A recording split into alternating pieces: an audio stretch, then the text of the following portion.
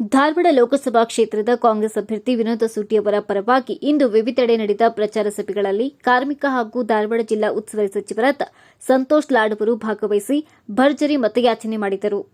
ಇನ್ನು ಕಲಘಟಗಿ ವಿಧಾನಸಭಾ ಕ್ಷೇತ್ರದ ನಿಗದಿ ಮತ್ತು ಹೊನ್ನಾಪುರದಲ್ಲಿ ಹಮ್ಮಿಕೊಂಡಿದ್ದ ಪ್ರಚಾರ ಕಾರ್ಯಕ್ರಮವನ್ನು ಕಾರ್ಮಿಕ ಸಚಿವ ಸಂತೋಷ್ ಲಾಡ್ ಅವರು ಸಸಿಗೆ ನೀರುಣಿಸುವ ಮೂಲಕ ಕಾರ್ಯಕ್ರಮ ಉದ್ಘಾಟಿಸಿದರು.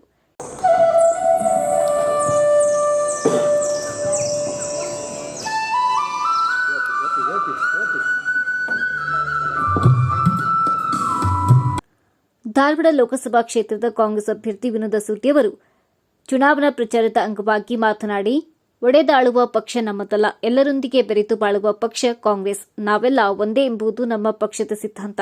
ಸಹಿಷ್ಣುತೆ, ಸಮಗ್ರತೆ, ಸಹಬಾಳ್ವೆ ಎಲ್ಲವೂ ನಮ್ಮ ಜನಗಳ ಮಧ್ಯೆ ಇದ್ದಾಗ ಮಾತ್ರ ದೇಶದಲ್ಲಿ ಶಾಂತಿ ನೆಲೆಸುತ್ತದೆ. ಬಿಜೆಪಿ ಸಮಾಜದಲ್ಲಿ ಅಶಾಂತಿ, ಅಹಿಷ್ಣುತೆ ಸೃಷ್ಟಿಸಿ ರಾಜಕೀಯ ಲಾಭ ಪಡೆಯಲು ಹುನ್ನಾರ ನಡೆಸಿದೆ. ಅದರಿಂದ ಈ ಬಾರಿ ಕಾಂಗ್ರೆಸ್ ಪಕ್ಷದ ಅಭ್ಯರ್ಥಿ ವಿನೋದ ಸೂಟಿ ಅವರ ಕ್ರಮ ಸಂಖ್ಯೆ 2ಕ್ಕೆ ಮತ ಹಾಕುವ ಮೂಲಕ ಆಶೀರ್ವದಿಸುವಂತೆ ಕೈಮುಗಿದು ಕೇಳಿಕೊಳ್ಳಲಾಯಿತು. ವಿಶ್ವಾಸದ ಮೇರೆಗೆ ಮತ್ತು ಸಲಹೆ ಮೇರೆಗೆ ಕಾಂಗ್ರೆಸ್ ಪಕ್ಷದ ನಾಯಕರು ಈ ಒಂದು ಚುನಾವಣೆಯಲ್ಲಿ ಎದುರಿಸಲಿಕ್ಕೆ ಒಂದು ಅವಕಾಶವನ್ನು ಮಾಡಿಕೊಟ್ಟಿದೆ. ತಮ್ಮೆಲ್ಲರಿಗೂ ಕಳಕಳಿಯಿಂದ ಕೇಳ್ತೀನಿ, ತಮ್ಮ ಅಮೂಲ್ಯವಾದ ಮತವನ್ನು ನಮ್ಮ ಕಾಂಗ್ರೆಸ್ ಪಕ್ಷಕ್ಕೆ ವೋಟ್ ಹಾಕುವ ಮುಖಾಂತರ ತಾವೆಲ್ಲರೂ ಆಶೀರ್ವಾದ ಮಾಡ್ರಂತ ಈ ಸಂದರ್ಭದಲ್ಲಿ ಕೇಳಲಿಕ್ಕೆ ಇಷ್ಟಪಡ್ತೀನಿ. ಅದೇ ರೀತಿ ನಮ್ಮ ಕಾಂಗ್ರೆಸ್ ಪಕ್ಷ ಯಾವಾಗಲೂ ಕೂಡ ಸರ್ವಧರ್ಮ ಪಕ್ಷ. ಕಾಂಗ್ರೆಸ್ ಪಕ್ಷದಲ್ಲಿ ಯಾವಾಗಲೂ ಜಾತಿ ಧರ್ಮ ಭೇದವನ್ನು ಮಾಡಿ ಯಾವಾಗಲೂ ಕೂಡ ನಾವು ಒಡೆದು ಆಳುವಂಥ ಕೆಲಸ ನಮ್ಮ ನಾಯಕರು ಯಾವಾಗಲೂ ಮಾಡಿಲ್ಲ. ಏನು ವಿಧಾನಸಭಾ ಚುನಾವಣೆಗಿಂತ ಮುಂಚೆ 5 ಗ್ಯಾರಂಟಿಗಳನ್ನು ನಮ್ಮ ಕಾಂಗ್ರೆಸ್ ಪಕ್ಷ ಘೋಷಣೆ ಮಾಡಿತ್ತು. ತಮ್ಮೆಲ್ಲರ ಆಶೀರ್ವಾದ ಮಾಡುವ ಮುಖಾಂತರ ಸುಮಾರು 135 ಶಾಸಕರು ನಮ್ಮ ವಿಧಾನಸೌಧದಲ್ಲಿ ಆಯ್ಕೆಯಾಗಿ ತಮ್ಮೆಲ್ಲರ ಆಶೀರ್ವಾದ ಮಾಡೋ ಮುಖಾಂತರ ನಮ್ಮ ಸರ್ಕಾರವನ್ನು ಕೂಡ ರಚಿಸಿದ್ರು. ಈ ಒಂದು 5 ಗ್ಯಾರಂಟಿಗಳು ಕೂಡ ಯಾವ ಒಂದೇ ಸಮಾಜಕ್ಕೆ ಒಂದೇ ಧರ್ಮಕ್ಕೆ ಸೀಮಿತ ಆದಂಥ ಯೋಜನೆಗಳಲ್ಲ. ಪ್ರತಿಯೊಂದು ರಾಜ್ಯದಲ್ಲಿದ್ದಂಥ ಪ್ರತಿಯೊಂದು ಮನೆಗೆ, ಪ್ರತಿಯೊಂದು ಧರ್ಮ, ಪ್ರತಿಯೊಂದು ಜಾತಿ, ಪ್ರತಿಯೊಂದು ಕುಟುಂಬಕ್ಕೆ ಹೋಗುವಂಥ ನಮ್ಮ ಪಕ್ಷದ ನಾಯಕರು ತೀರ್ಮಾನ ತಗೊಂಡು ಪ್ರತಿಯೊಂದು ಊರಿಗೆ ಹೋಗಿ ಮುಟ್ಟುವಂಥ ಯೋಜನೆಗಳನ್ನು ನಮ್ಮ ನಾಯಕರೆಲ್ಲರೂ ಮಾಡಿದ್ದಾರೆ. ಬಂಧುಗಳೇ, ಈಗಾಗಲೇ ನಮ್ಮ ಪಕ್ಷ BJP ಅವ್ರು ನಮ್ಮನ್ನೆಲ್ಲರೂ ಟೀಕೆ ಮಾಡ್ತಾರ. ಇಲ್ಲ, ಕಾಂಗ್ರೆಸ್ ಪಕ್ಷದವ್ರು ಒಂದೇ ಸಮಾಜಕ್ಕೆ ಗುರುತಿಸ್ತಾರ, ಒಂದೇ ಸಮಾಜನ ಎತ್ತಿ ಕಟ್ತಾರ ಅಂತ ಹೇಳಿ ಬಂಧುಗಳು ಹೇಳ್ತಾರ. ಅದಕ್ಕೆ ನೇರವಾಗಿ ನಾವು ಭಾಳ ಹೆಮ್ಮೆಯಿಂದ ಹೇಳ್ಬೋದು, ಇದಕ್ಕೆಲ್ಲ ಸಾಕ್ಷಿ ಈ ಒಂದು 5 ಗ್ಯಾರಂಟಿಗಳಂತ ಈ ಸಂದರ್ಭದಲ್ಲಿ ಹೇಳಲಿಕ್ಕೆ ಇಷ್ಟಪಡ್ತೀನಿ ಬಂಧುಗಳು. ಅದೇ ರೀತಿ ನಮ್ಮ AICC ಅಧ್ಯಕ್ಷರಾದಂಥ ಮಲ್ಲಿಕಾರ್ಜುನ್ ಖರ್ಗೆ ಅವರು ಮತ್ತು ರಾಹುಲ್ ಗಾಂಧಿಯವರು ಮತ್ತು ಸೋನಿಯಾ ಗಾಂಧೀಜಿಯವರು ಈಗಾಗಲೇ ನಮ್ಮ ಪ್ರಣಾಳಿಕೆಯಲ್ಲಿ ಕೂಡ ಘೋಷಣೆ ಮಾಡಿದ್ವಿ. ಏನು ಗೃಹಲಕ್ಷ್ಮಿ ಅಂತೇಳಿ ಸುಮಾರು ತಿಂಗಳಿಗೆ 2,000 ರೂಪಾಯಿ ಹಾಕ್ತಿದೀವೋ ಆ ಒಂದು ಬಡ ಕುಟುಂಬಕ್ಕೆ ಅಂಥವ್ರು ಕೂಡ ತಮ್ಮೆಲ್ಲರ ಆಶೀರ್ವಾದ ಮಾಡೋ ಮುಖಾಂತರ ಅಧಿಕಾರ ಬಂದ ತಕ್ಷಣನೇ ಅವ್ರಿಗೆ ವರ್ಷಕ್ಕೆ 1 ಲಕ್ಷ ರೂಪಾಯಿ ಹಾಕ್ತೀವಿ ಅಂತ ಕೂಡ ಈಗಾಗಲೇ ನಮ್ಮ ನಾಯಕರೆಲ್ಲ ಕೂಡ ಘೋಷಣೆಯನ್ನು ಕೂಡ ಮಾಡಿದ್ದೀವಿ. ಏನು ನಮ್ಮ ರೈತರು, ನಮ್ಮ ದೇಶದ ಬೆನ್ನೆಲುಬಾದಂಥ ರೈತರಿಗೆ ನಮ್ಮ ಮನಮೋಹನ್ ಸಿಂಗ್ ಸಾಹೇಬ್ ಪ್ರಧಾನಮಂತ್ರಿ ಆಗಿದ್ದಾಗ ಸುಮಾರು 72,000 ಕೋಟಿಯನ್ನು ಸಾಲವನ್ನು ನಮ್ಮ ನಾಯಕರು ನಮ್ಮ ಪಕ್ಷ ಅಧಿಕಾರದಲ್ಲಿ ಮನ್ನಾ ಮಾಡಿದ್ದು. ತಮ್ಮೆಲ್ಲರ ಆಶೀರ್ವಾದ ಮಾಡೋ ಮುಖಾಂತರ ಈ ಸಲ ಲೋಕಸಭಾ ಚುನಾವಣೆಯಲ್ಲಿ ಅಧಿಕಾರಕ್ಕೆ ಬಂದ ಮೇಲೆ ಕೆಲವೇ ದಿನದಲ್ಲಿ ಇಲ್ಲಿ ಮಟ್ಟ ಏನು ರೈತರ ಒಂದು ಸಾಲ ಇದೆ, ಸಂಪೂರ್ಣವಾಗಿ ಸಾಲವನ್ನು ಮನ್ನಾ ಮಾಡ್ತೀವಿ ಅಂತ ಹೇಳಿ ಈಗಾಗಲೇ ನಮ್ಮ ರಾಹುಲ್ ಗಾಂಧಿ ಅವರು ಕೂಡ ಒಂದು ಘೋಷಣೆಯನ್ನು ಮಾಡಿದ್ದೀವಿ. ಬಂಧುಗಳೇ, ಇವತ್ತಿನ ದಿವಸ ನಮ್ಮ ಪಕ್ಷದಿಂದ ಈಗಾಗಲೇ 25 ಪ್ರಣಾಳಿಕೆಯನ್ನು ಬಿಡುಗಡೆ ಮಾಡಿದ್ದೀವಿ. ಇವೆಲ್ಲ ಪ್ರಣಾಳಿಕೆ ಎಲ್ಲ ಸಮಾಜಕ್ಕೆ, ಎಲ್ಲ ಧರ್ಮಕ್ಕೆ ಹೋಗಿ ಮುಟ್ಬೇಕಂತಂದ್ರೆ ಈ ಒಂದು ಕ್ಷೇತ್ರದಲ್ಲಿ ಇದ್ದಂಥವ್ರು ಎಲ್ಲರೂ ಕೂಡ ನಮ್ಮ ಕಾಂಗ್ರೆಸ್ ಪಕ್ಷಕ್ಕೆ ಬೆಂಬಲವನ್ನು ಕೊಡಬೇಕು. ಕಾಂಗ್ರೆಸ್ ಪಕ್ಷಕ್ಕೆ ವೋಟ್ ಹಾಕೋ ಮುಖಾಂತರ ನನಗೆ ಆಶೀರ್ವಾದ ಮಾಡ್ಬೇಕಂತ ಈ ಸಂದರ್ಭದಲ್ಲಿ ಕೇಳಲಿಕ್ಕೆ ಇಷ್ಟಪಡ್ತೀನಿ ಬಂಧುಗಳೇ. ಏನು ಇವತ್ತಿನ ದಿವಸ ಈ ಒಂದು ಚುನಾವಣೆಯಲ್ಲಿ ನಾನು ಭಾಳ ಅಂದ್ರೆ 20-30% ಅಷ್ಟೇ ಅಡ್ಡಾಡ್ತಿರ್ಬೋದು. ಆದರೆ ಪೂರ ಈ ಒಂದು ಚುನಾವಣೆಯಲ್ಲಿ ಜವಾಬ್ದಾರಿಯನ್ನು ನಮ್ಮ ಇನ್ಚಾರ್ಜ್ ಆದಂಥ ಸನ್ಮಾನ್ಯ ಶ್ರೀ ಸಂತೋಷ್ ಲಾಡ್ ಸಾಹೇಬರು ತಗೊಂಡಿದ್ದಾರೆ.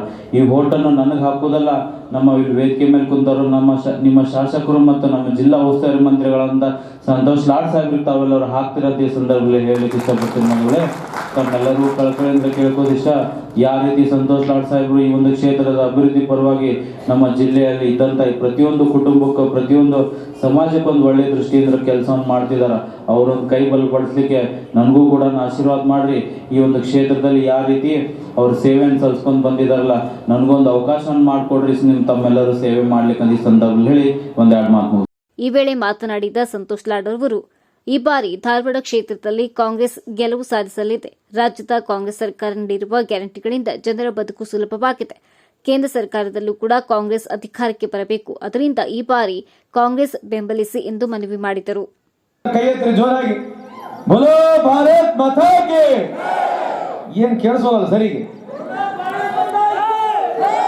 बोलो ಭಾರತ್ ಮಾತಾ ಕಿ. ಈ ಒಂದು ಸಮಾರಂಭದ ವೇದಿಕೆ ಮೇಲೆ ಆಸೀನರಾಗಿರ್ತಕ್ಕಂಥ ಈ ತಾನೇ ತಮ್ಮನ್ನು ಉದ್ದೇಶಿಸಿ ಮಾತನಾಡಿರ್ತಕ್ಕಂಥ ಆತ್ಮೀಯರು, ನಮ್ಮ ಧಾರವಾಡ ಲೋಕಸಭಾ ಚುನಾವಣೆಯ ನಮ್ಮ ಪಕ್ಷದ ಅಭ್ಯರ್ಥಿಗಳಾಗಿರ್ತಕ್ಕಂಥ ಸ್ನೇಹಿತರಾಗಿರ್ತಕ್ಕಂಥ ವಿನೋದ್ ಅಸೋಟಿಯವರವರೇ, ನಮ್ಮ ಸರ್ಕಾರದ ಗ್ಯಾರಂಟಿಯ ಯೋಜನೆಗಳ ವೈಸ್ ಚೇರ್ಮನ್ ಆಗಿರ್ತಕ್ಕಂಥ ಆತ್ಮೀಯರು, ಸ್ನೇಹಿತರಾಗಿರ್ತಕ್ಕಂಥ ಮೈರೂಸ್ ಖಾನ್ ಅವರವರೇ ಆಗಿರ್ತಕ್ಕಂಥ ನಮ್ಮ ಪಕ್ಷದ ಎಲ್ಲ ಗಣ್ಯಮಾನ್ಯರೇ, ಇಲ್ಲಿ ಸೇರಿರ್ತಕ್ಕಂಥ ಎಲ್ಲ ಆತ್ಮೀಯ ಹಿರಿಯರೇ, ಅಕ್ಕ ತಂಗಿಯಂದ್ರೆ, ಅಣ್ಣ ತಮ್ಮಂದಿರ ಹಾಗೂ ಸ್ನೇಹಿತ ಮಿತ್ರರೇ, ಪತ್ರಿಕಾ ಹಾಗೂ ಮಾಧ್ಯಮ ಸ್ನೇಹಿತರೆ, ಈ ಚುನಾವಣೆ ಯಾವುದೋ ಗಟರ್ ರಸ್ತೆಗಳ ಸಂಬಂಧಪಟ್ಟಿರ್ತಕ್ಕಂಥ ಚುನಾವಣೆ ಅಲ್ಲ. ಯಾವುದೋ ರೋಡ್ ಮಾಡಿದೆ, ಬ್ರಿಡ್ಜ್ ಮಾಡಿದೆ, ಆ ಚುನಾವಣೆ ಅಲ್ಲ. ಈ ಚುನಾವಣೆ ಶೋಷಿತ ವರ್ಗಗಳ ಉಳಿವಿನ ಚುನಾವಣೆ ಅಂತ ಈ ಸಂದರ್ಭಕ್ಕೆ ಕೇಳಲಿಕ್ಕೆ ಬಯಸ್ತೇನೆ. ಬಡವರ ಸೌಕಾರರ ಚುನಾವಣೆ ಇದು. ಯಾಕೆ ಹೇಳ್ತಾ ಇದ್ದೀನಿ ಈ ಮಾತು ಅಂತಂದ್ರೆ, ಯಾವ ಬಾಬಾ ಸಾಹೇಬ್ ಅಂಬೇಡ್ಕರ್ ಬರೆದಿರ್ತಕ್ಕಂಥ ಸಂವಿಧಾನ ಇದೆ, ಆ ಸಂವಿಧಾನವನ್ನು ಉಳಿಸ್ತಕ್ಕಂಥ ಚುನಾವಣೆ ಅಂತ ಈ ಸಂದರ್ಭಕ್ಕೆ ಕೇಳಲಿಕ್ಕೆ ಬಯಸ್ತೇನೆ ನಿಮಗೆ. ಯಾಕೆ ಹೇಳ್ತಾನೆ ಈ ಮಾತು ಸಂತೋಷ್ ಲಾಡ್ ಅಂತಂದ್ರೆ, ಬಿಜೆಪಿ ಅವರು ಬರ್ತಾರೆ, ಪ್ರಹ್ಲಾದ್ ಜೋಶಿ ಸಾಹೇಬರು ಕೂಡ ಬಂದೋಗಿದ್ದಾರೆ.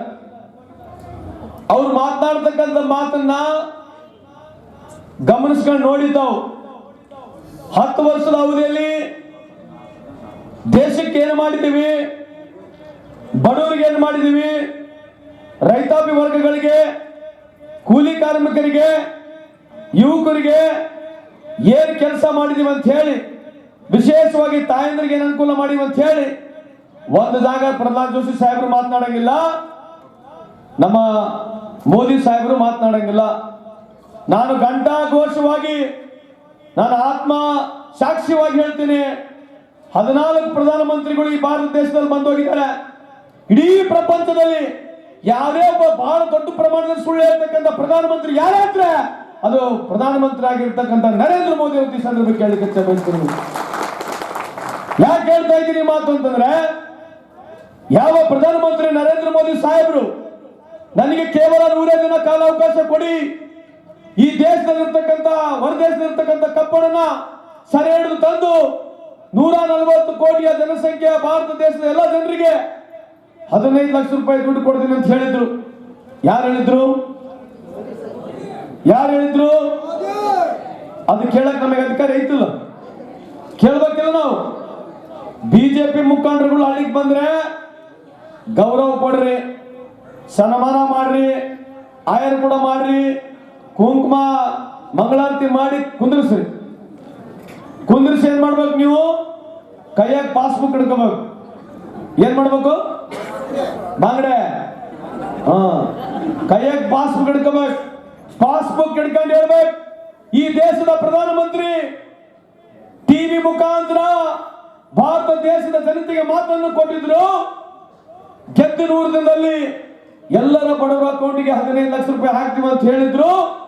ದಯಮಾಡಿ ನಮ್ಮ ಅಕೌಂಟ್ ಬುಕ್ ಕೈಯಲ್ಲಿದೆ, 15 ಲಕ್ಷ ರೂಪಾಯಿ ಹಾಕಿ ನೀವು ವೋಟ್ ಕೇಳಬೇಕು. ಇಲ್ಲಿದ್ರೆ ಈ ಬಾರಿ ನಿಮಗೆ ವೋಟ್ ಕೊಡೋದಲ್ಲ, ನಾವು ಕಾಂಗ್ರೆಸ್ ಪಾರ್ಟಿಗೆ ಕೊಡ್ತೀವಿ ಅಂತ ಈ ಸಂದರ್ಭ ಕೇಳಬೇಕು. ಯಾಕೆ ಸುಳ್ಳು ಅಂತ ಹೇಳ್ತಾ ಇದ್ದೀನಿ ಅಂತಂದ್ರೆ, ಇದು ಮೊದಲನೇ ಸುಳ್ಳು. ಎರಡನೇ ಸುಳ್ಳು, ಅಧಿಕಾರಕ್ಕೆ ಬಂದ್ರೆ ರೈತರು ಸಾಲ ಮನ್ನಾ ಮಾಡ್ತೀವಿ ಅಂತ ಹೇಳಿದ್ರು. ಯಾರು ಹೇಳಿದ್ರು? ಎರಡನೇ ಸುಳ್ಳು. ಬಿಜೆಪಿ ಅಲ್ಲ, ಬಿಜೆಪಿ ಒಳ್ಳೆಯವರು, ನರೇಂದ್ರ ಮೋದಿ ಬಾರಿ ಸುಳ್ಳು. ಕೇಳು, ವಾದ ಮಾಡಬೇಡ, ಸುಮ್ಮನೆ ಕೇಳು, ನಿನಗೆ ಮೈಕ್ ಕೊಡ್ತಾನ, ನೀನು ಮಾತಾಡೋದು.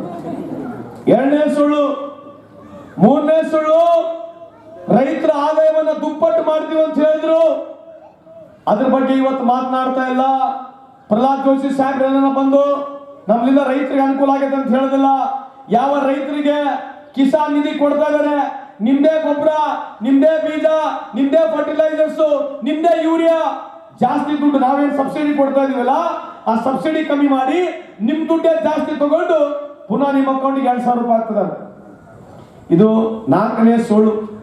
5ನೇ ಸುಳ್ಳು, ಇಡೀ ಭಾರತ ದೇಶದಲ್ಲಿರ್ತಕ್ಕಂಥ ಎಲ್ಲ ನದಿಗಳನ್ನ ಜೋಡಣೆಗೆ ಮಾಡ್ಬಿಡ್ತೀವಿ, ಅಂತ ಹೇಳಿರ್ತಕ್ಕಂಥದ್ದು 5ನೇ ಸುಳ್ಳು. 6ನೇ ಸುಳ್ಳು, ಏನಲ್ಲಿ ಗಂಗಾ ನದಿ ಇದೆ, ಸಂಪೂರ್ಣ ಗಂಗಾ ನದಿನ ಸ್ವಚ್ಛಗೊಳಿಸ್ತೀವಿ ಅಂತ ಹೇಳಿ ಸಾವಿರಾರು ಕೋಟಿ ಹಗರಣ ಆಗಿದೆ. ಇನ್ನಾದ್ರೂ ಗಂಗಾ ನದಿ ಹಂಗೆ ಹೊಲಸಾಗಿದೆ, ಇನ್ನಾದ್ರೂ ಕ್ಲಿಯರ್ ಆಗಿಲ್ಲ. ಎಲ್ಲರಿಗಿಂತ ಹೆಚ್ಚಾಗಿ ವರ್ಷಕ್ಕೆ ಯುವಕರಿಗೆ 2 ಕೋಟಿ ಕೆಲಸ, 10 ವರ್ಷಕ್ಕೆ 20 ಕೋಟಿ ಕೆಲಸ ಸಿಗಬೇಕಾಗಿತ್ತು, ಅದನ್ನು ಒಂದು ಸುಳ್ಳು. 100 ಸ್ಮಾರ್ಟ್ ಸಿಟಿಗಳನ್ನ ಮಾಡ್ತೀವಿ, ಹೊಸದು 100 ಹೊಸ ಸ್ಮಾರ್ಟ್ ಸಿಟಿಗಳನ್ನ ಮಾಡ್ತೀವಿ, ಬುಲೆಟ್ ಟ್ರೈನ್ಗಳನ್ನ ಬಿಡ್ತೀವಿ. ಯಾರು ಹೇಳಿದ್ದು? ಇಷ್ಟು ಸುಳ್ಳು ಯಾರನ್ನ ಪ್ರಧಾನಮಂತ್ರಿ ಹೇಳಿದಾರ? ಇದು ಬರೀ ಟ್ರೈಲರ್. ಇದು ನಾನು ಹೇಳಿದ ಸುಳ್ಳಿನ ಟ್ರೈಲರ್ ಅದ. ಅವ್ರ ಭಾಷಣದಲ್ಲಿ ಹೇಳಿದ್ದಾರೆ, ದಿನಕ್ಕೆ 1 ಟಿಂಕರಿಂಗ್ ಕಾಲೇಜ್ ಆಗ್ತಾ ಇದೆ ದೇಶದಲ್ಲಿ, ವಾರಕ್ಕೊಂದು IIM ಆಗ್ತಾ ಇದೆ, ತಿಂಗಳಿಗೆ 1 ಯೂನಿವರ್ಸಿಟಿ ಮಾಡ್ತಾ ಇದ್ದೀನಿ. ಯಾರು ಹೇಳಿದ್ದು? ಅದಕ್ಕೆ ಬಿಜೆಪಿ ಮುಖಂಡರು ನಿಮಗೆ ಮನವಿ ಮಾಡ್ತೀನಿ, ದಯಮಾಡಿ ನಿಮ್ಮ ಪ್ರಧಾನಮಂತ್ರಿ ಅವರಿಗೆ ಈ ಮಾತನ್ನ ಪ್ರಶ್ನೆ ಮುಖಾಂತರ ಅವ್ರನ್ನ ಕೇಳಬೇಕು. ಯಾಕಂದ್ರೆ ಇಷ್ಟು ಸುಳ್ಳು ಈ ದೇಶದ ಭೂಮಿ ಮೇಲೆ ಯಾವುದೇ ಪ್ರಧಾನಮಂತ್ರಿ ಸುಳ್ಳು ಹೇಳಿಲ್ಲ. ಹೇಳಿದ್ರೆ ಕೇವಲ ನರೇಂದ್ರ ಮೋದಿ ಸಾಹೇಬರು ಸುಳ್ಳು ಹೇಳಿದ್ರೆ ಈ ಸಂದರ್ಭಕ್ಕೆ ಕೇಳಲಿಕ್ಕೆ ಇಚ್ಛೆ ಬಯಸ್ತೀನಿ. ನಿಮಗೆ 1947 ಇಸ್ವಿಯಿಂದ 2014 ಇಸ್ವಿವರೆಗೆ ಭಾರತ ದೇಶದ ಸಾಲ 55 ಲಕ್ಷ ಕೋಟಿ. ಇವತ್ತು ಭಾರತ ದೇಶದ ಸಾಲ 183 ಲಕ್ಷ ಕೋಟಿ. ಎಷ್ಟಿದೆ? 55 ಲಕ್ಷ ಕೋಟಿ. 70 ವರ್ಷದ ಸ್ವಾತಂತ್ರ್ಯ ಸಿಕ್ಕಾಗಿದ್ರೆ ಕೇವಲ 10 ವರ್ಷದಲ್ಲಿ ನರೇಂದ್ರ ಮೋದಿ ಸಾಹೇಬರು 183 ಲಕ್ಷ ಕೋಟಿ ಸಾಲ ಮಾಡಿದ್ದಾರೆ. ಜೀವವನ್ನು ಕಳ್ಕೊಂಡ್ರು. ಒಬ್ಬ ಬಿಜೆಪಿ ಮುಖಂಡ, ಒಬ್ಬ ಕಾಂಗ್ರೆಸ್ ಮುಖಂಡ, ಯಾವುದೇ ಬಿಸ್ನೆಸ್ ಮ್ಯಾನ್, ಉದ್ಯಮಿದಾರ ಜೀವ ಕಳ್ಕೊಳ್ಳಿಲ್ಲ. ಹೊಸ ನೋಟಿಗಾಗಿ ಪರದಾಡಿ ಜೀವ ಕಳ್ಕೊಂಡಿರ್ತಕ್ಕಂಥದ್ದು 100ಕ್ಕೂ ಹೆಚ್ಚು ಈ ದೇಶದ ಬಡವರು ಕಳ್ಕೊಂಡ್ರು. ಅದ್ರ ಬಗ್ಗೆ ಬಿಜೆಪಿ ಟೀಕೆ ಮಾಡಿದ್ರು. ನರೇಂದ್ರ ಮೋದಿ ಸಾಹೇಬರು ಬಹಳ ಒಳ್ಳೆ ಕೆಲಸ ಮಾಡ್ಯಾರ, ಇವರು ಕಾಂಗ್ರೆಸ್ನವರು ಟೀಕೆ ಮಾಡ್ತಾರೆ ಅಂತ ಹೇಳಿ ಆಯ್ತು ಬಿಡ್ರಿ. 15,50,000 ಕೋಟಿ ನೋಟ್ ಬ್ಯಾಂಕಿಗೆ ವಾಪಸ್ ಹೋಗಿ 100 ಜನ ಬಡವರು ಜೀವ ಕಳ್ಕೊಂಡ್ರು. ಇವತ್ತು 2,000 ರೂಪಾಯಿ ನೋಟ್ ಇದೆ ಮಾರ್ಕೆಟ್ನಾಗ. ಬಹಳ ದೊಡ್ಡ ಭಾಷಣ ಮಾಡ್ತೀರಿ, 2,000 ರೂಪಾಯಿ ನೋಟ್ ಬಂದು ತೋರಿಸಿ. 4 ವರ್ಷ ಆಯ್ತು 2,000 ರೂಪಾಯಿ ನೋಟ್ ಮಾರ್ಕೆಟ್ನಾಗ ಇಲ್ಲ. 2,000 ರೂಪಾಯಿ ನೋಟ್ ಮುದ್ರಣೆ ಮಾಡ್ಲಿಕ್ಕೆ 25,000 ಕೋಟಿ ಖರ್ಚಾಗಿದೆ. ಯಾರು ದುಡ್ಡು ಖರ್ಚಾಗಿರೋದಿಲ್ಲ? 16% ಸಿಗ್ತಕ್ಕಂಥ ಉದ್ಯಮಿದಾರರಿಗೆ ಸಾಲ ಬಡ್ಡಿ ಇವತ್ತು 12% ಆಗಿದೆ. ಯಾವ ದೇಶದ ಬಡವರಿಗೆ 1 ರೂಪಾಯಿ ಬಡ್ಡಿಗೆ ಸಾಲ ಪ್ರಧಾನಮಂತ್ರಿ ಆಗಿರ್ತಕ್ಕಂಥ ನರೇಂದ್ರ ಮೋದಿ ಅವರು ಸಾಹೇಬರು ಕೊಟ್ಟಿಲ್ಲ. ತಮ್ಮ ಗಮನಕ್ಕೆ ಈ ಸಂದರ್ಭಕ್ಕೆ ಕೇಳಲಿಕ್ಕೆ ಬಯಸ್ತೇನೆ. ಇವತ್ತು 2 ಉದಾಹರಣೆ ಮುಗಿಸ್ತೀನಿ. ಅದಾನಿ ಅವ್ರ ಕಥೆ ಹೇಳ್ತೀನಿ. ಯಾಕೆ ಹೇಳ್ತೀವಿ ಅಂತಂದ್ರೆ, ಪ್ರಹ್ಲಾದ್ ಜೋಶಿ ಸಾಹೇಬರು ಅವರೇ ಸಚಿವರು. ಪ್ರಹ್ಲಾದ್ ಜೋಶಿ ಸಾಹೇಬರು 450 ಬಿಲಿಯನ್ ಟನ್ ಅಷ್ಟು ಕೋಲ್ ಮೈನಿಂಗ್ ಅದಾನಿ ಅವರಿಗೆ ಕೊಟ್ಟಿದ್ದಾರೆ. ನಮ್ಮ ಕಾಲದಲ್ಲಿ ಅದಾನಿ ಅವರ ಆದಾಯ ರೈತರು ಕೇಳಿಸ್ಕೋಬೇಕು. 2014 ಇಸ್ವಿನಲ್ಲಿ ಅವರ ಆದಾಯ $8 ಬಿಲಿಯನ್. $8 ಬಿಲಿಯನ್ ಅಂದ್ರೆ 64,000 ಕೋಟಿ. ಎಷ್ಟು? ಅದಾನಿಯವರ ಆದಾಯ 64,000 ಕೋಟಿ. ಇವತ್ತು ಅದಾನಿಯವರ ಆದಾಯ $130 ಬಿಲಿಯನ್ ಅಂದ್ರೆ 11 ಲಕ್ಷ ಕೋಟಿ. ಎಷ್ಟು? ಒಬ್ಬ ಮನುಷ್ಯನಿಗೆ ಪ್ರಧಾನಮಂತ್ರಿಯವರು 11 ಲಕ್ಷ ಕೋಟಿ ಲಾಭ ಮಾಡಿಕೊಟ್ಟಿದ್ದಾರೆ. ಅದೇ ನಮ್ಮ ಸರ್ಕಾರ ವರ್ಷಕ್ಕೆ 60,000 ಕೋಟಿ ಕೊಡ್ತಾ ಇದೀವಿ. ಯಾವ್ದು ಕೊಡ್ತಾ ಇದೀವಿ? ವರ್ಷಕ್ಕೆ 60,000 ಕೋಟಿ. ಯಾವ ಕಾರ್ಯಕ್ರಮಗಳು ಕೊಡ್ತಾ ಇದೀವಿ? ಗ್ಯಾರಂಟಿ ಯೋಜನೆಗಳಲ್ಲಿ ಯಾವುದು? ಗೃಹಲಕ್ಷ್ಮಿ, ಗೃಹ ಜ್ಯೋತಿ, ಶಕ್ತಿ ಯೋಜನೆ, ಅನ್ನಭಾಗ್ಯ ಮತ್ತೆ ಯುವನಿಧಿ. ಇವಕ್ಕೆಲ್ಲ ಎಷ್ಟು ಕೊಡ್ತಾ ಇದೀವಿ? ಅವ ತಾಯಿ ಗಟ್ಟೆ ಕೇಳ್ರವ 60,000 ದೇರಸು कितना 60,000 करोड़ 60,000 ಕೋಟಿ ಕೊಡ್ತಾ ಇದೀವಿ. 60,000 ಕೋಟಿ ವರ್ಷಕ್ಕೆ 5 ವರ್ಷಕ್ಕೆ 3 ಲಕ್ಷ ಕೋಟಿ. ನಮ್ಮ ಸರ್ಕಾರ, ಸಿದ್ದರಾಮಯ್ಯ ಸರ್ಕಾರ, ಕಾಂಗ್ರೆಸ್ ಸರ್ಕಾರ ಭಾರತ ದೇಶದಲ್ಲಿ ಯಾವುದೇ ಸರ್ಕಾರ ಒಂದು ಕಾರ್ಯಕ್ರಮ ಮಾಡ್ತಾ ಇಲ್ಲ. ಮಾಡ್ತಾ ಇದ್ರೆ ಕೇವಲ ಕಾಂಗ್ರೆಸ್ ಸರ್ಕಾರ ಕಟ್ಟಿದ್ದೇವೆ. ಆ ಕಂಪನಿಗಳು ಏನಿದಾವಲ್ಲ, ಪ್ರೈವೇಟ್ ಕಂಪನಿಗಳು 10,000 ಕೋಟಿ ಲಾಭ ಮಾಡಿದಾವೆ. ಎಷ್ಟು? 10,000 ಕೋಟಿ ನರೇಂದ್ರ ಮೋದಿ ಅವರ ಕಾಲದಲ್ಲಿ ಇರ್ತಕ್ಕಂಥ ಇನ್ಶೂರೆನ್ಸ್ ಕಂಪನಿಗಳು ಲಾಭ ಮಾಡಿದಾವೆ. ಯಾವ ರೈತರಿಗೂ 1 ರೂಪಾಯಿ ಲಾಭ ಆಗಿಲ್ಲ. ನಮ್ಮ ಕಾಲದಲ್ಲಿ ಕೇಂದ್ರದಲ್ಲಿ 72,000 ಕೋಟಿ ಸಾಲ ಮನ್ನಾ ಮಾಡಿದ್ವಿ. ರಾಜ್ಯದಲ್ಲಿ ಸಿದ್ದರಾಮಯ್ಯನವರು 8,500 ಕೋಟಿ ಸಾಲ ಮನ್ನಾ ಮಾಡಿದ್ರು. ಶ್ರೀಮತಿ ಇಂದಿರಾ ಗಾಂಧಿ ಅವರು ನೆನಪಿಟ್ಕೊಳ್ಳಿ, ಭಾರತ ದೇಶದಲ್ಲಿ ಇವತ್ತು ಅಲ್ಪ ಸ್ವಲ್ಪ ಭೂಮಿ ನಮಗೆ ಸಿಕ್ಕಿದ್ರೆ ಯಾವ ಸೌಕಾರ ಹತ್ರ 1,50,000 ಎಕರೆ ಭೂಮಿ ಇರ್ತಿತ್ತು, ಆ ಭೂಮಿನೆಲ್ಲ ತೆಗೆದು 7 ಫಾರ್ ಮುಖಾಂತರ ಊಳವನ ಹೊಡೆಯುವಂತ ಕಾರ್ಯಕ್ರಮ ಮಾಡಿ ಇಡೀ ಭಾರತ ದೇಶದಲ್ಲಿ ಇವತ್ತು ರೈತರಿಗೆ ಸ್ವಲ್ಪ ಭೂಮಿ ಸಿಕ್ಕಿದ್ರೆ ಅದು ಕೇವಲ ಕಾಂಗ್ರೆಸ್ ಪಕ್ಷ ಶ್ರೀಮತಿ ಇಂದಿರಾ ಗಾಂಧಿ ಅವರು ಈ ಸಂದರ್ಭ ಕೇಳಿಕೆ ಬಯಸ್ತೀನಿ. ಸುಳ್ಳಿದೆಯಾ? ಸುಳ್ಳಿದೆ, ಕರೆಯಿದೆಯಾ? ನಾವು ಇಂದಿರಾ ಗಾಂಧಿ ಮರ್ತ್ಬಿಟ್ಟಿವಿ ಇವತ್ತು. ಯಾಕಂದ್ರೆ ಬಿಜೆಪಿ ಅವರು ಅಗಲಾಲ ಬಂದು 70 ವರ್ಷ ಏನಾಗುತ್ತೆ 70 ವರ್ಷ ಏನಾಗುತ್ತೆ ಅಂತ ಹೇಳಿ 70 ವರ್ಷ ಸ್ವಾತಂತ್ರ್ಯ ಸಿಕ್ಕಾಗ ಈ ದೇಶಕ್ಕೆ ಕಾಲಕ್ಕೆ ಚಪ್ಪಲಿ ಇರಲಿಲ್ಲ, ನಡೆಯಕ್ಕೆ ರಸ್ತೆ ಇರಲಿಲ್ಲ, ಶಾಲೆಗಳಿಲ್ಲ, ಗುಡಿ ಇಲ್ಲ, ಗುಂಡಾರಿಲ್ಲ, ಫೋನ್ ಇಲ್ಲ, ಕರೆಂಟ್ ಇಲ್ಲ, ಬಸ್ ಇಲ್ಲ, ಸೈಕಲ್ ಇಲ್ಲ, ಕಾರ್ ಇಲ್ಲ, ಏನಿತ್ತು ಈ ದೇಶದಲ್ಲಿ? ಕೂಡ ಊಟಕ್ಕೆ ಗತಿ ಇರತಕ್ಕಂಥ ದೇಶ ಬ್ರಿಟಿಷರು ಬಿಟ್ಟಾಗ ಅಲ್ಲಿಂದ ಇಲ್ಲಿವರೆಗೆ ಯಾವ ಪ್ರಧಾನಮಂತ್ರಿ 2014 ಇಸ್ವಿ ನರೇಂದ್ರ ಮೋದಿ ಆದರೂ ನಮ್ಮ ವಹಿವಾಟು 2,20,000 ಕೋಟಿ ಮುಗಿಸ್ಕೊಟ್ಟಿದ್ವಿ. ಇದನ್ನೆಲ್ಲ ಜಾಸ್ತಿ ಹೇಳ್ಕೊಂತ ಹೋಗ್ಬೋದು, ಅದನ್ನ ನಾನು ಸಂಕ್ಷಿಪ್ತವಾಗಿ ಮಾತನಾಡಲಿಕ್ಕೆ ಇಚ್ಛೆ ಬಯಸ್ತೀನಿ. ದಯಮಾಡಿ ಸೇರಿರ್ತಕ್ಕಂಥ ವಿಶೇಷವಾಗಿ ಮುಖಂಡರುಗಳು ತಾವಿಲ್ಲಿ ಸೇರಿದೆ. ನಿಮ್ಮಲ್ಲಿ ಕೈ ಮುಗಿದು ಹೇಳ್ತೀನಿ, ನೀವೇ ಸಂತೋಷ್ ಲಾಡ್, ನೀವೇ ವಿನೋದ ಸೊಟ್ಟಿ, ನೀವೇ ರಾಹುಲ್ ಗಾಂಧಿ, ನೀವೇ ವಿನಯ್ ಕುಲಕರ್ಣಿ, ನೀವೇ ಸಿದ್ದರಾಮಯ್ಯ ಅಂತ ಹೇಳಿ ಭಾವಿಸಿ ಜನಕ್ಕೆ ಹೋಗಿ ಮನವರಿಕೆ ಮಾಡಿ ಇವತ್ತು ಮತವನ್ನು ಕೇಳ್ತಕ್ಕಂಥ ಕೆಲಸ ತಾವು ಮಾಡಬೇಕು. ಯಾಕಂದ್ರೆ ಬಿಜೆಪಿಯವರು ಅವ್ರ ಹತ್ರ ಬೇರೆ ಏನು ಉಳಿದೇ ಇಲ್ಲ. ನರೇಂದ್ರ ಮೋದಿ ಅವ್ರ ಭಾಷಣ ಕೇಳಿ, ಯುವಕರು ಎಲ್ಲ ದಯಮಾಡಿ ಕೇಳಿಸ್ಕೊಳ್ಳಿ. ನರೇಂದ್ರ ಮೋದಿ ಅವರ ಭಾಷಣ ನಾಲ್ಕೆ: ಪಾಕಿಸ್ತಾನ, ಮುಸಲ್ಮಾನ, ಅಫ್ಘಾನಿಸ್ತಾನ, ತಾಲಿಬಾನ, ರಾಮ ಮಂದಿರ. ಇಷ್ಟು ಬಿಟ್ರೆ ಪ್ರಧಾನಮಂತ್ರಿಯವರು ಎದುರ ಬಗ್ಗೆನೂ ಮಾತನಾಡ್ತಾ ಇಲ್ಲ. ಕೇವಲ ರಾಮ ಮಂದಿರ, ಹಿಂದೂ, ಮುಸ್ಲಿಮು, ಪಾಕಿಸ್ತಾನ ಇವತ್ತು ಹೊಸದಾಗಿ ಹೇಳ್ತಾರೆ ನರೇಂದ್ರ ಮೋದಿ ಅವರು. ಕಾಂಗ್ರೆಸ್ನವರನ್ನ ಗೆದ್ದು ಬಿಟ್ರೆ ಈ ದೇಶದ ಎಲ್ಲ ಹೆಣ್ಮಕ್ಳು ತಾಳಿಯನ್ನ ತಗೊಂಡೋಗಿ, ಬಂಗಾರದ ತಾಳಿಯನ್ನು ತಗೊಂಡು ಹೋಗಿ ನಾವು ಬೇರೆಯವರಿಗೆ ಮಾಡಿಬಿಡ್ತೀವಿ ಅಂತ ಹೇಳ್ತಾ ಇದ್ದಾರೆ. ನಾಚಿಕೆ ಆಗ್ಬೇಕು ಪ್ರಧಾನಮಂತ್ರಿ ಅವರಿಗೆ. ಈ ತರ ಮಾತನಾಡ್ತಕ್ಕಂಥದ್ದು ಸರಿಯಲ್ಲ. ನಾವ್ಯಾಕ್ರಿ ಮಾಡೋಣ? 70 ವರ್ಷದ ಇತಿಹಾಸವನ್ನು ತೆಗೆದು ನೋಡ್ರಿ. ಈ ದೇಶದಲ್ಲಿ ಎಲ್ಲರೂ ವಿಶೇಷವಾಗಿ ಹಿಂದೂ, ಮುಸ್ಲಿಂ, ಸಿಖ್, ಇಸಾಯಿ ನಾವೆಲ್ಲ ಒಂದೇ ತಾಯಿಯಾಗಿ ಮಕ್ಕಳಾಗಿ ಬದುಕ್ತಕ್ಕಂಥ ಈ ದೇಶದ ಐಕ್ಯತೆಯನ್ನು ಕಾಪಾಡ್ಕೊಂಡು ಬಂದಿರ್ತಕ್ಕಂಥ ಯಾವುದೇ ಪಕ್ಷ ಇದ್ರೆ ಅದು ಕಾಂಗ್ರೆಸ್ ಪಕ್ಷ. ಈ ಸಂದರ್ಭ ಕೇಳಲಿಕ್ಕೆ ಬಯಸ್ತೀನಿ. ಇವತ್ತು ಚುನಾವಣೆ ಸೋತಿವನ ಭಯಕ್ಕೆ ಮೋದಿ ಸಾಹೇಬ್ರೆ ಈ ದೇಶದಲ್ಲಿ ಎಲ್ಲ ಹೆಣ್ಮಕ್ಳು, ನಮ್ಮ ಅಕ್ಕ ತಂಗಿಯಂದ್ರು, ನಮ್ಮ ತಾಯಂದ್ರು, ಅವರ ತಾಳಿನ, ಬಂಗಾರ ತಾಳಿನ ಕಾಪಾಡ್ತಕ್ಕಂಥ ಶಕ್ತಿ ಅವರಲ್ಲಿ ಇದೆ. ನೀವು ಭಾಷಣಕ್ಕೆ, ಪ್ರಚಾರಕ್ಕಾಗಿ ಇಂಥ ಮಾತನ್ನ ಬೆಳೆಸ್ಕೊಂಡು ಹೋಗ್ಬೇಡ್ರಿ ಅಂತ ತಮ್ಮಲ್ಲಿ ವೇದಿಕೆ ಮುಖಾಂತರ ಕಳಕಳಿ ಮನವಿಯನ್ನು ಮಾಡ್ಕೊಳ್ತೇನೆ. ಈ ಸಂದರ್ಭ ಕೇಳಲಿಕ್ಕೆ ಬಯಸ್ತೇನೆ. ಇವತ್ತು ಚುನಾವಣೆ ಬಂದಿದೆ, ಏನೋ ಓಟ್ ಬೇಕು. ಇವತ್ತು 10 ವರ್ಷದಿಂದ ಇವರು ಹೇಳ್ತಾರೆ ಹಿಂದೂ ಸಮಾಜ ಬಹಳ ತೊಂದರೆಗಳಿದೆ. 70 ವರ್ಷ ಕಾಂಗ್ರೆಸ್ ಆಡಳಿತದಲ್ಲಿ ಹಿಂದೂ ಎಲ್ಲ ಆರಾಮಾಗಿದ್ರು, ಇವ್ರು ಬಂದಾಗ ಸುರಾಗೈತೆ. ಇವತ್ತು ಹೇಳ್ತಾರೆ ಹಿಂದೂ ಸಮಾಜ, ಹಿಂದೂ ಸಮಾಜ, ಹಿಂದೂ ಸಮಾಜಕ್ಕೆ ತೊಂದರೆ. ನಿಮ್ಮಲಿಂದನೇ ಹಿಂದೂ ಸಮಾಜಕ್ಕೆ ತೊಂದರೆ ಇದೆ. ದಯಮಾಡಿ ನೀವು ಪ್ರಧಾನಮಂತ್ರಿಯಿಂದ ಕೆಳಗಿಳಿರಿ. ಈ ದೇಶದಲ್ಲಿ ಹಿಂದೂ, ಮುಸ್ಲಿಂ, ಸಿಖ್, ಇಸಾಯಿ, ಕ್ರೈಸ್ತರು ನಾವೆಲ್ಲ ಸುಖವಾಗಿರ್ತೀವಿ ಅಂತ ಈ ವೇದಿಕೆ ಮುಖಾಂತರ ಹೇಳಿಕ್ಕೆ ಬಯಸ್ತೇನೆ ನಿಮಗೆ. ಇವತ್ತು ಎಲ್ಲರಿಗಿಂತ ಹೆಚ್ಚಾಗಿ ನಮ್ಮ ವಿನೋದ ಶೆಟ್ಟಿ ಅವರು ಇವತ್ತು ನಮ್ಮ ಕಾಂಗ್ರೆಸ್ ಪಕ್ಷ ಅವರಿಗೆ ಗುರುತಿಸಿ ಟಿಕೆಟ್ ಅನ್ನು ಕೊಟ್ಟದ್ದು. ಅದಕ್ಕೆ ಇದರಲ್ಲಿ ನಾನು ಪದೇ ಹೇಳ್ತಿದ್ದೀನಿ, ಬಿಜೆಪಿಯವರು ಏನು ಮನೆಯಿಂದ ದುಡ್ಡು ಕೊಡಲ್ಲ, ಕಾಂಗ್ರೆಸ್ನವರು ಕೂಡ ಮನೆಯಿಂದ ಏನು ದುಡ್ಡು ಕೊಡಂಗಿಲ್ಲ. ನಿಮ್ಮ ದುಡ್ಡು ಜನರಿಂದ, ಜನರಿಗೋಸ್ಕರ, ಜನರಿಗಾಗಿ.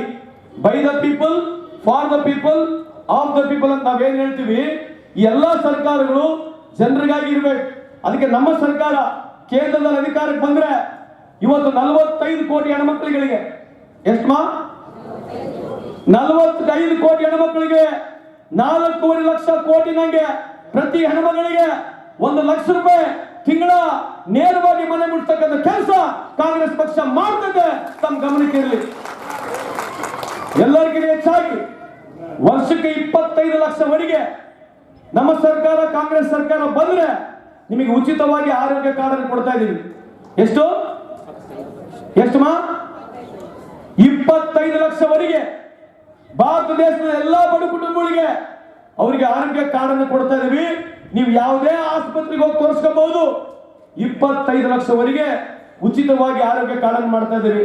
ಇವತ್ತು ವಿಶೇಷವಾಗಿ ನರೇಗಾದಲ್ಲಿ ಏನು 320 ರೂಪಾಯಿ ಸಿಗ್ತಾ ಇದೆ, ಕೇಂದ್ರ ಸರ್ಕಾರ 400 ರೂಪಾಯಿ ಕೊಡುತ್ತೆ. ರಾಜ್ಯ ಸರ್ಕಾರ 120 ರೂಪಾಯಿ ಕೊಡುತ್ತೆ. ಇನ್ನು ಮುಂದೆ ಯಾರು ನರೇಗಾದಲ್ಲಿ ಕೆಲಸ ಮಾಡ್ತಾರೆ, ಕಾಂಗ್ರೆಸ್ ಸರ್ಕಾರ ಬಂದ ತಕ್ಷಣ ಅವರಿಗೆ 520 ರೂಪಾಯಿ ಕೊಡ್ತಕ್ಕಂಥದ್ದು ನಮ್ಮ ಪ್ರಣಾಳಿಕೆಯಲ್ಲಿದೆ ಅಂತ ಈ ಸಂದರ್ಭಕ್ಕೆ ಬಯಸ್ತೀನಿ. ಎಲ್ಲರಿಗಿಂತ ಹೆಚ್ಚಾಗಿ ಸುಮಾರು 3 ಲಕ್ಷ ಕೋಟಿವರೆಗೆ ಸಣ್ಣ ಎಡವಾಳದ ಸಣ್ಣ ಮಾಧ್ಯಮ ಇರತಕ್ಕಂಥ ಏನು ರೈತರು ಇದ್ದಾರೆ, ಯಾರು 2 ಎಕರೆ 3 ಎಕರೆ 5 ಎಕರೆ ಒಳಗಿರ್ತಕ್ಕಂಥ ರೈತರದು 3 ಲಕ್ಷ ಕೋಟಿ ಸಾಲ ಮನ್ನಾ ಮಾಡತಕ್ಕಂಥದಕ್ಕೆ ನಮ್ಮ ಕಾಂಗ್ರೆಸ್ ಪಕ್ಷ ಪ್ರಣಾಳಿಕೆಯಲ್ಲಿ ಗ್ಯಾರಂಟಿಯನ್ನು ಕೊಟ್ಟಿದ್ದೀವಿ. ನಮ್ಮ ಸರ್ಕಾರ ಅಧಿಕಾರ ಬಂದ ತಕ್ಷಣ ರಾಹುಲ್ ಗಾಂಧಿ ಅವರು ಹೇಳಿದ್ದಾರೆ, ಮೊದಲನೇ ಕೆಲಸ ಮಾಡತಕ್ಕಂಥದ್ದು ಈ ದೇಶದ ರೈತರ ಸಾಲವನ್ನು ಮನ್ನಾ ಮಾಡತಕ್ಕಂಥ ಕೆಲಸ ಕಾಂಗ್ರೆಸ್ ಪಕ್ಷ ಮಾಡ್ತದೆ. ಈ ಸಂದರ್ಭಕ್ಕೆ ಬಯಸ್ತೀನಿ. ಕೊನೆಯದಾಗಿ ಯುವಕರಿಗೆ ಯಾರಿಗೆ ಕೆಲಸ ಇಲ್ಲ ಅವರಿಗೂ ಸ್ಟೈಫಂಡ್ಸ್ ಮುಖಾಂತರ ಕೊಡೋದ್ರ ಮುಖಾಂತರ ಅವರಿಗೂ ವರ್ಷಕ್ಕೆ 1 ಲಕ್ಷ ರೂಪಾಯಿ ಕೊಡ್ತಕ್ಕಂಥ ಕೆಲಸ ಕಾಂಗ್ರೆಸ್ ಸರ್ಕಾರ 25 ಗ್ಯಾರಂಟಿಗಳಲ್ಲಿ ಪ್ರಮುಖವಾದಂತ ಈ 5 ಗ್ಯಾರಂಟಿಗಳು ನಮ್ಮ ಕಾಂಗ್ರೆಸ್ ಪಕ್ಷ ಮಾಡ್ತಾ ಇದೆ. ತಮ್ಮ ಗಮನಕ್ಕಿರಲಿ ಅಂತ ಈ ಸಂದರ್ಭಕ್ಕೆ ಹೇಳಲಿಕ್ಕೆ ಬಯಸ್ತೇನೆ. ಹಂಗಾಗಿ ಇವತ್ತು ಇಲ್ಲಿರ್ತಕ್ಕಂಥ ಪ್ರತಿಯೊಬ್ಬರು ಗ್ಯಾರಂಟಿ ಕಾರ್ಡ್ಗಳನ್ನ ಮನೆಗೆ ಮುಟ್ಟಿಸ್ಬೇಕು. 1-2 ನಿಮಿಷ ಕುತ್ಕೊಂಡು ಮನವರಿಕೆ ಮಾಡಿ, ತಾಯಂದ್ರು ಅಕ್ಕ ತಂಗಿಯಂದ್ರು ತಮ್ಮಂದ್ರು ಅವ್ರಿಗೆ ಮನವರಿಕೆ ಮಾಡಬೇಕು. ಈ ದೇಶ ಇವತ್ತು ಪ್ರಧಾನಮಂತ್ರಿ ಅವರು ಸಾಲದಲ್ಲಿ ಮುಳುಗಿಸ್ಬಿಟ್ಟಿದ್ದಾರೆ. ಈ ದೇಶ 40% ಅಷ್ಟು ಶೇಕಡ ಆಸ್ತಿ, ಎಷ್ಟು 40% ಅದಷ್ಟು ದೇಶದ ಆಸ್ತಿ 1% ಜನರ ಕೈಗಿದೆ. ಎಷ್ಟು 40% ಅಷ್ಟು ಶೇಕಡ ಆಸ್ತಿ 140 ಕೋಟಿ ಜನಸಂಖ್ಯೆ ಇರ್ತಕ್ಕಂಥ ಈ ದೇಶ ಕಳೆದ 10 ವರ್ಷದ ಅವಧಿಯಲ್ಲಿ, ಮೋದಿ ಸಾಹೇಬರ ಅವಧಿಯಲ್ಲಿ ಸುಮಾರು 40% ಈ ದೇಶದ ಆಸ್ತಿ ಕೇವಲ 1% ಜನರ ಕೈಯಲ್ಲಿದೆ. 25 ಜನರು ಈ ದೇಶ ಬಿಟ್ಟು ಇವೇನು ಓಡೋಗಿದ್ದಾರೆ. ಸುಮಾರು 50,000 ಕೋಟಿ ಟೋಪಿ ಹಾಕಿ ಹೋಗಿದ್ದಾರೆ. ಅದರ 12 ಜನ ಗುಜರಾತಿಗಳಿದ್ದಾರೆ. ಯಾರಿದ್ದಾರೆ? ಇವರೆಲ್ಲ ಮೋದಿ ಅವರ ಸ್ಟೇಟ್ ಇಂದನೇ ಓಡೋಗಿರ್ತಕ್ಕಂಥದ್ದು. ಇವತ್ತು ಕೊನೆಯದಾಗಿ ಬಹಳ ಟೆಕ್ನಿಕಲ್ ಭಾಷಣ ಆಗ್ಬಾರ್ದು, ಇಷ್ಟಕ್ಕೆ ಇರ್ಬೇಕಂತ ಹೇಳಿ ನಾನು ಜಾಸ್ತಿ ಮಾತನಾಡಕ್ ಹೋಗುದಿಲ್ಲ.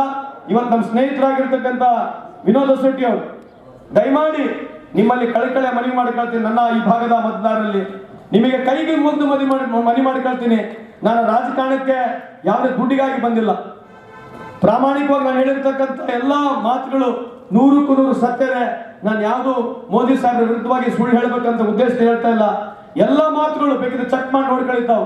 ಅದಕ್ಕೆ ಇವತ್ತು ಈ ದೇಶದ ಇತಿಹಾಸವನ್ನು ನೋಡಿದಾಗ ಬಡವರ ಪರವಾಗಿ ಯಾವುದೇ ಒಂದು ಪಕ್ಷ ಇದ್ರೆ ಅದು ಕೇವಲ ಕಾಂಗ್ರೆಸ್ ಪಕ್ಷ ಮಾತ್ರ. ತಮ್ಮ ಗಮನಕ್ಕಿರಲಿ ಅಂತ ಈ ಸಂದರ್ಭಕ್ಕೆ ಕೇಳಲಿಕ್ಕೆ ಬಯಸ್ತೇನೆ. ಹಾಗಾಗಿ ಇವತ್ತು ನಮ್ಮ ಸ್ನೇಹಿತರಾಗಿರ್ತಕ್ಕಂಥ ವಿಶೇಷವಾಗಿ ಒಬ್ಬ ಬಡ ಕುಟುಂಬದಿಂದ ಬಂದಿರತಕ್ಕಂಥ ಯುವಕ ನಮ್ಮ ವಿನೋದ ಶೆಟ್ಟಿ ಇದ್ದಾರೆ. ನಿಮ್ಮಲ್ಲಿ ಕಳಕಳಿ ಮನವಿಯನ್ನು ಮಾಡಿಕೊಳ್ತೀನಿ, ಮತ್ತೊಮ್ಮೆ ಮಗದೊಮ್ಮೆ ಮನವಿ ಮಾಡಿಕೊಳ್ತೀನಿ. ಇವರಿಗೆ ನೀವು ಆಶೀರ್ವಾದ ಮಾಡಿ. 20 ವರ್ಷ ನಾವು ಪ್ರಹ್ಲಾದ್ ಜೋಶಿ ಸಾಹೇಬರಿಗೆ ಅವರಿಗೆ ಆಶೀರ್ವಾದ ಮಾಡಿದೀವಿ. ಒಂದು ಬಾರಿ ಕಾಂಗ್ರೆಸ್ ಪಕ್ಷವನ್ನು ಬೆಂಬಲಿಸ್ರಿ.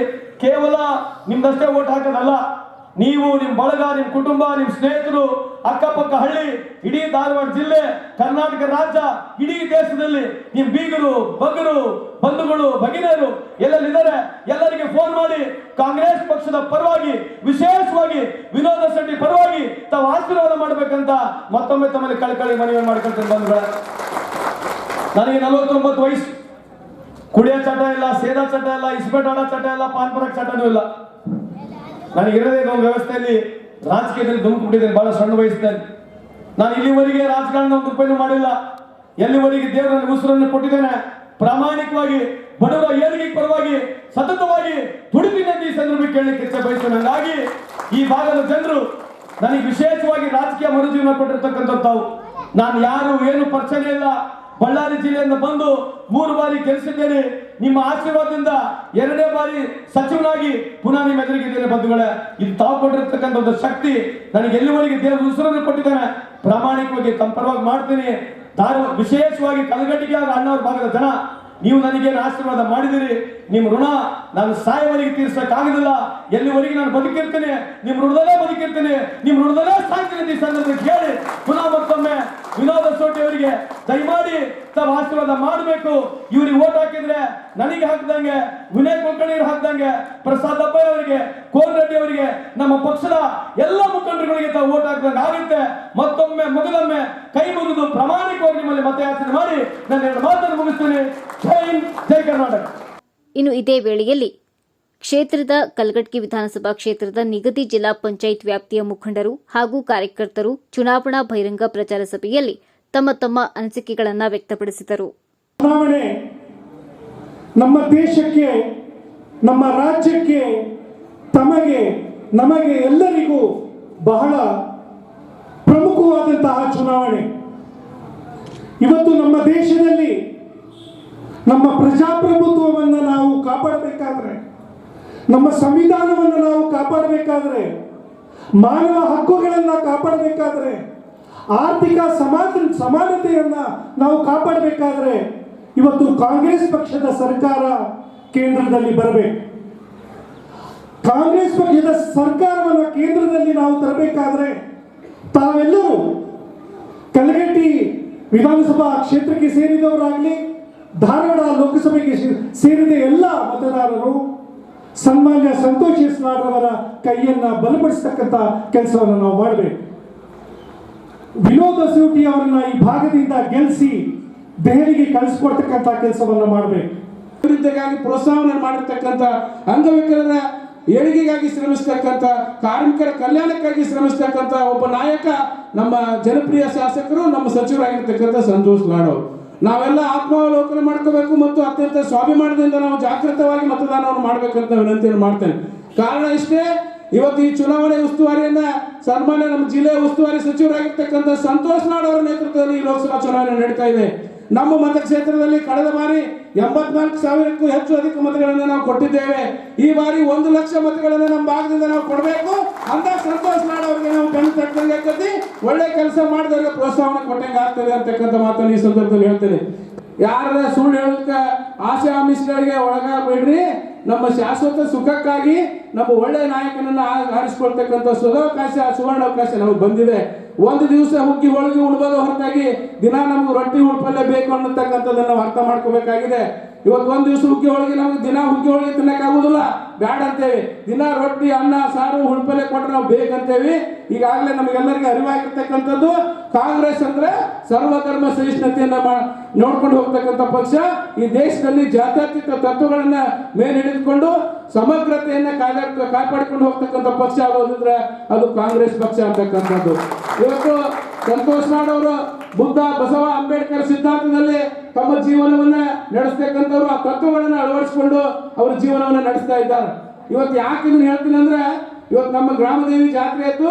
ಇದರಲ್ಲಿ ಯಾವುದೇ ಜಾತಿ ಭೇದ ಭಾವ ಇಲ್ಲದೆ ಎಲ್ಲರೂ ಕೂಡಿ ಈ ಗ್ರಾಮದೇವಿ ಜಾತ್ರೆಯನ್ನು ಆಚರಣೆ ಮಾಡಿದ್ದೇವೆ, ಈ ತೇರನ್ನು ಎಳೆದಿದ್ದೇವೆ. ಇದು ಈ ಭಾರತ ದೇಶ ಅನ್ನೋದನ್ನ ನಾವು ಅರ್ಥ ಮಾಡ್ಕೋಬೇಕು. ಕೇವಲ ಹಿಂದೂಗಳಿಂದ ಸಾಧ್ಯ ಇಲ್ಲ, ಕೇವಲ ಮುಸ್ಲಿಮರಿಂದ ಇಲ್ಲಿ ಬದುಕಲಿಕ್ಕೆ ಸಾಧ್ಯ ಇಲ್ಲ. ನಾವೆಲ್ಲ ಒಂದೇ ತಾಯಿ ಮಕ್ಕಳಾಗಿ ನಾವು ಇದ್ದಾಗ ಮಾತ್ರ ಈ ದೇಶ ಸುಖ ಸಮೃದ್ಧಿಯಿಂದ ಬದುಕಲಿಕ್ಕೆ ಸಾಧ್ಯ ಆಗಿದೆ. 2024ನೇ ಈ ಲೋಕಸಭಾ ಚುನಾವಣೆ ಬಹಳ ಪುರುಷನಿಂದ ಹೊರಟಿದೆ. ಆಮೇಲೆ ಸಂತೋಷ್ ಲಾಡ್ ಅವರು ಒಳ್ಳೆಯ ಒಂದು ಮಾರ್ಗದರ್ಶನದೊಳಗೆ ವಿನಯ್ ಕುಲಕರ್ಣಿ ಅವರು ಇರ್ಬೋದು, ಪ್ರಸಾದ್ ಅಬ್ಬಯ್ಯ ಅವರು ಇರ್ಬೋದು, ಕೋನ್ ರೆಡ್ಡಿ ಅವರು ಇರ್ಬೋದು, ನಮ್ಮ ಜಿಲ್ಲಾ 2 ಕಾಂಗ್ರೆಸ್ನ ಅಧ್ಯಕ್ಷರಿರ್ಬೋದು, ಎಲ್ಲರ ಜೊತೆಗೂಡಿ ಇವತ್ತು ಕಾಂಗ್ರೆಸ್ ಪಕ್ಷವನ್ನು ಬೆಂಬಲಿಸಬೇಕು. ದಯವಿಟ್ಟು ಎಲ್ಲರೂ ನಮಗೆ ಮತದಾನ ಮಾಡಬೇಕಂತೇಳಿ ಕಳಕಳಿಯಿಂದ ತಮ್ಮ ಕ್ಷೇತ್ರದಲ್ಲಿ ಸ್ವ ಇಚ್ಛೆಯಿಂದ ದುಡಿತಾ ಇದ್ದಾರೆ. ಒಳ್ಳೆ ಬಿರುಸಿನ ಪ್ರಚಾರ ಕೂಡ ನಡೀತಾ ಇದೆ. ಇವತ್ತು ಕೂಡ ನಮ್ಮ ಕಲಘಟಗಿ ವಿಧಾನಸಭಾ ಕ್ಷೇತ್ರದ ನಿಗದಿ ಜಿಲ್ಲಾ ಪಂಚಾಯಿತಿ ವ್ಯಾಪ್ತಿಯಲ್ಲಿ ಇದು ಒಂದು ಕಾರ್ಯಕ್ರಮ ನಡೀತಾ ಇದೆ.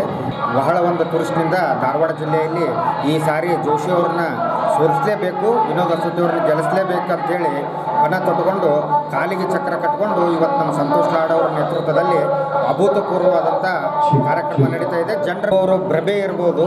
ಇವತ್ತು 20 ವರ್ಷಗಳ ಕಾಲ ಜೋಶಿ ಅವರು ಏನು ಮಾಡ್ಯಾರು, ಅವ್ರ ಕೊಡುಗೆ ಏನು ಈ ಧಾರವಾಡ ಲೋಕಸಭೆ ಕ್ಷೇತ್ರಕ್ಕೆ ಅನ್ನೋದು ಜನರಿಗೆ ಜಾಹೀರಾಗಿದೆ.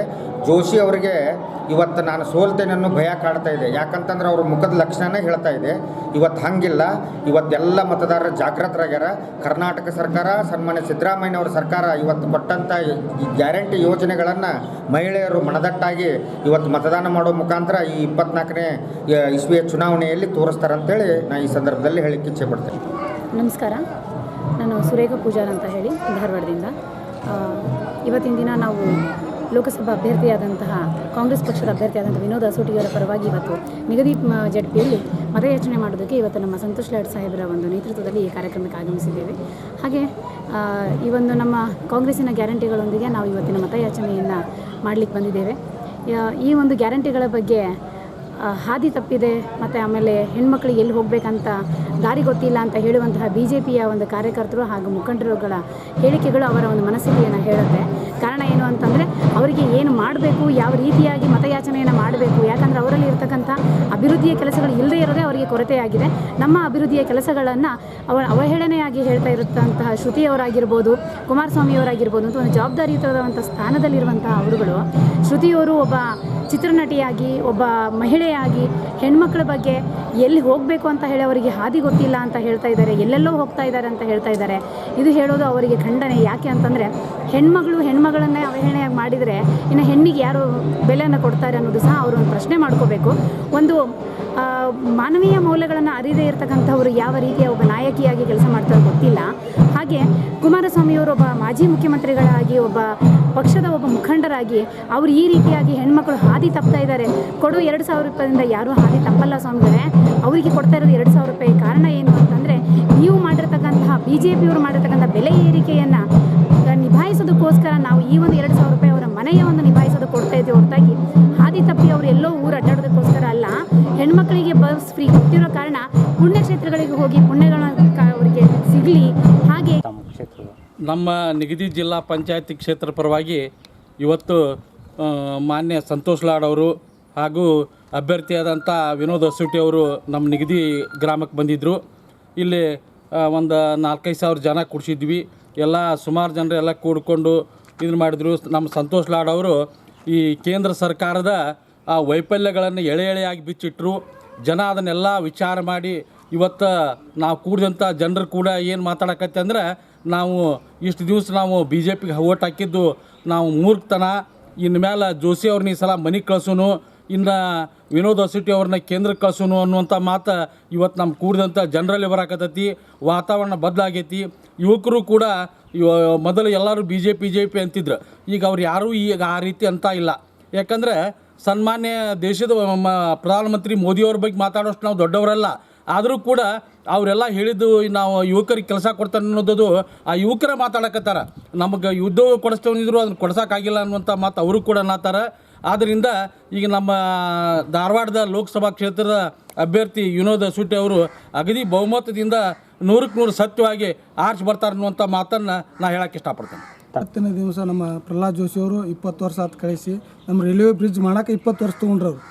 ಇದು ಉಳಿವಿ ಯಾತ್ರಾ ಸ್ಥಳ. ಈ ರೋಡ್ ಮಾಡೋಕೆ ಇಲ್ಲಿ ಎಲ್ಲ ಕಬ್ಬಿನ ಫ್ಯಾಕ್ಟ್ರಿ ಐತಿ, ಎಲ್ಲ ಐತಿ. ರೋಡ್ ಫುಲ್ ಟ್ರಾಫಿಕ್, ರೋಡ್ ರಸ್ತೆ ಅಭಿವೃದ್ಧಿ ಇಲ್ಲ, ಏನಿಲ್ಲ. ಈಗ ಮೊನ್ನೆ ನಮ್ಮ ಲಾಡ್ ಸಾಹೇಬರು 11 ಕೋಟಿ ಸ್ಯಾಂಕ್ಷನ್ ಮಾಡ್ಯಾರ ನಮ್ಮ ನಿಗದಿ ಮಠ ರಸ್ತೆ ಮಾಡೋಕೆ. ಮತ್ತು ಇಲ್ಲಿ 2 ಕೋಟಿ ಅಂತ ಪ್ಯಾಕೇಜ್ ಇದನ್ನು ಮಾಡಿ ರಸ್ತೆ ಅಗಲೀಕರಣ ಮಾಡತ್ತಾರ. ನಮ್ಮ ನಿಗದಿ ಕಾಲೇಜ್ಗೆ 1 ಕೋಟಿ ಅನುದಾನ ಬಿಡುಗಡೆ ಮಾಡ್ಯಾರ. ಅದೇ ರೀತಿ ನಾವು KB ಗ್ರಿಡ್ ಸ್ಯಾಂಕ್ಷನ್ ಮಾಡ್ಯಾರ. ಒಳಗಿನ ರಸ್ತೆಗಳನ್ನು ರಸ್ತೆ ಮಾಡಕತ್ತಾರ. ಇಂಥ ಸಚಿವರನ್ನ ನಾವು ಕೈ ಬಲಪಡಿಸಬೇಕು. ಇಂಥವ್ರು ಕೆಲಸ ಮಾಡಿದವ್ರು ನಾವು ಕೇಂದ್ರಕ್ಕೆ ಕಳಿಸಬಾರ್ದು. ಅದೇ ರೀತಿಯಾದಂಥ ವಿನೋದ್ ಅಸೂಟಿ ಅವರು ಯುವಕರದಾರ, ಅವ್ರನ್ನ ಬೆಂಬಲಿಸಿರೋ ಎಲ್ಲರೂ ಕ್ಷೇತ್ರದ ಅಭಿವೃದ್ಧಿ ತುಂಬ ಅಡ್ಡಾಡಿ ಒಳ್ಳೆ ಕೆಲಸ ಮಾಡ್ತಾರಂತ ಹೇಳಿ ನಾನು 2 ಮಾತು ಮುಗಿಸ್ತೇನೆ. ಈ ಸಂದರ್ಭದಲ್ಲಿ ಅಭ್ಯರ್ಥಿ ವಿನೋದ್ ಅಸೂಟಿ, ಸುರೇಶ್ ಗೌಡ ಕರಿಗೌಡರ್, ಮಲ್ಲನಗೌಡ ಪಾಟೀಲ್, ಮಹಿರೋಜ್ ಖಾನ್, ಅಲಿ ಗೊರವನಕೊಳ್ಳ, ಗ್ರಾಮ ಪಂಚಾಯತ್ ಮಾಜಿ ಹಾಗೂ ಹಾಲಿ ಅಧ್ಯಕ್ಷರು ಮತ್ತು ಸದಸ್ಯರು, ಜಿಲ್ಲಾ ಪಂಚಾಯತ್ ವ್ಯಾಪ್ತಿಯ ಎಲ್ಲಾ ಮುಖಂಡರು, ಪಕ್ಷದ ಅಭಿಮಾನಿಗಳು, ಮಹಿಳೆಯರು ಮತ್ತು ಕಾರ್ಯಕರ್ತರು ಉಪಸ್ಥಿತರಿದ್ದರು.